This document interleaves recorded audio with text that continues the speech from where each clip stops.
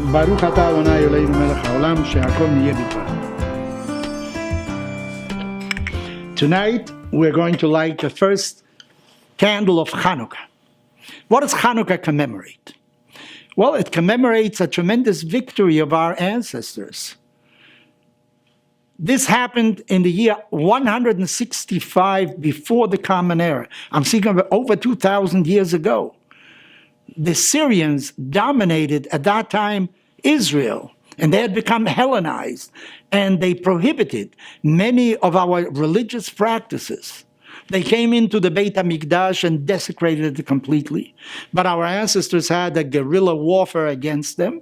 And in the year 165, in the month of Kislev, a month like now, they were victorious over the Syrians. So the first thing, they came into the Beit HaMikdash, to the temple in Jerusalem. They wanted to start the services once again. Well, one of the main and important objects in the Beit HaMikdash, the elements, was the menorah.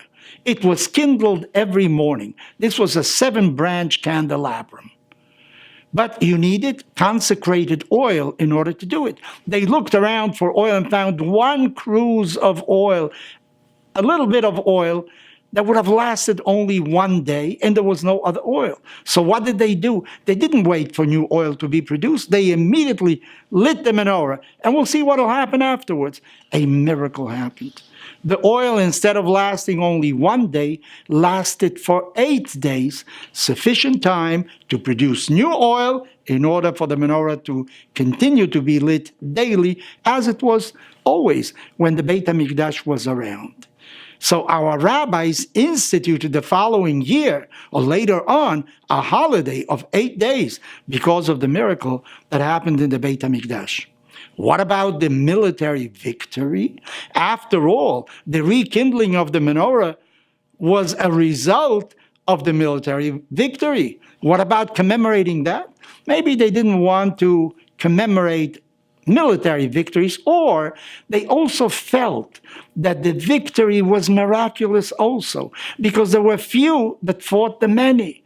Those that had arms were almost invincible, yet our ancestors that did not have the same elements that the Syrians had were able to come out victorious. So they felt that is a miracle in itself also, so that in a sense, the miracle of the menorah encompasses all the miracles that happened at that time.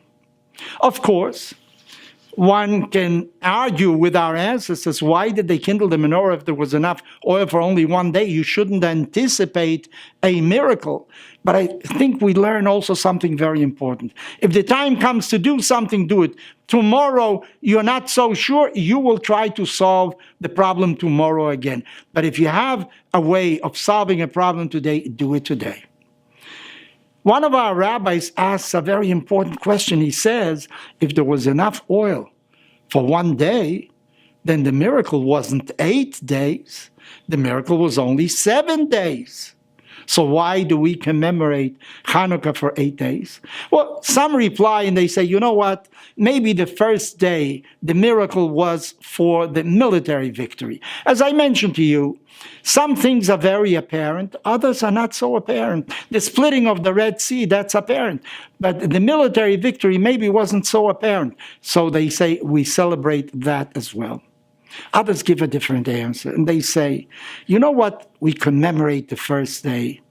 The miracle that oil burns. Vinegar doesn't burn. Water doesn't burn, but oil burns. You know, there are miracles in nature also.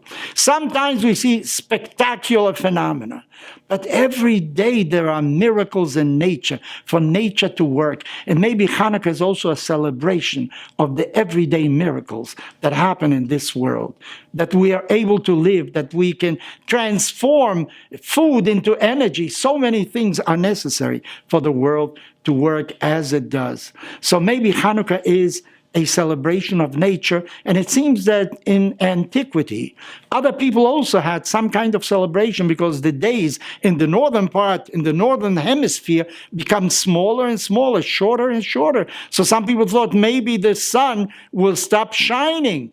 And when the days started becoming longer again, they thank God. Well, maybe we thank God for that too. But we thank God really for the miracles that happen every day. On Hanukkah, we were able to perceive Him more. But every day we live because God gives us life.